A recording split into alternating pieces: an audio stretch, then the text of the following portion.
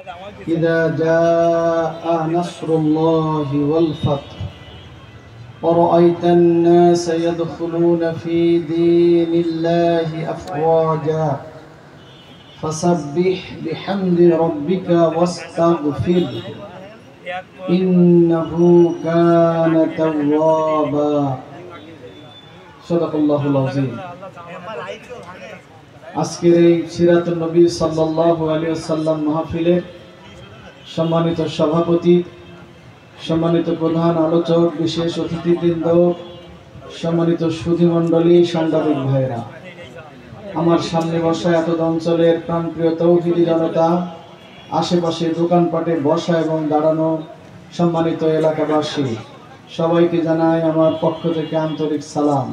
আসসালামু আলাইকুম ওয়া রাহমাতুল্লাহি ওয়া বারাকাতুহু। সম্মানিত বন্ধুদেরকেও সালাম জানাচ্ছি, আসসালামু আলাইকুম ওয়া রাহমাতুল্লাহ। আপনারা আমাদের সম্মানিত বিশেষ আলোচক হাফেজ মাওলানা জুলফিকার সাহেবের কাছ থেকে কথা শুনেছেন, প্রধান অতিথির কথা শুনেছেন। আসলে আজকের যে আকর্ষণে আপনারা এসেছেন, তিনি মঞ্চে বসা, তাকে এভাবে বসিয়ে রেখে কথা বলাটা খুব মানানসই আমার কাছে মনে হচ্ছে না। তারপরও যেভাবে হোক উনি আগে মঞ্চে চলে এসেছেন, তাই আমি খুব সংক্ষেপে দু একটি কথা এবং সেই কথাগুলো আবার আপনাদের কাছে প্রথমে একটা প্রশ্ন রেখে করতে চাচ্ছি, উত্তর দিবেন ইনশাআল্লাহ?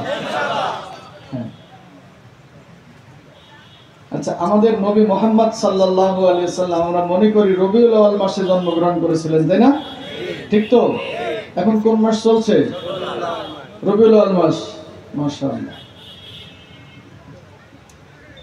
আল্লাহ রাসূল সাল্লাল্লাহু আলাইহি ওয়াসাল্লাম জন্মের পরে মক্কায় কত বছর ছিলেন হিজরতের আগে? হ্যাঁ,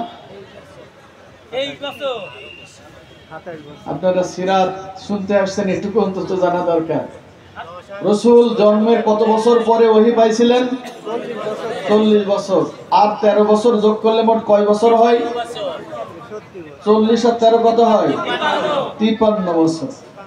জন্মের পর থেকে মক্কায় তিনি 53 বছর, নবুয়ত পাওয়ার পরে 13 বছর। রাসূলের এই জীবনটিকে বলা হয় মাক্কি জীবন। কোন জীবন? মাক্কি জীবন।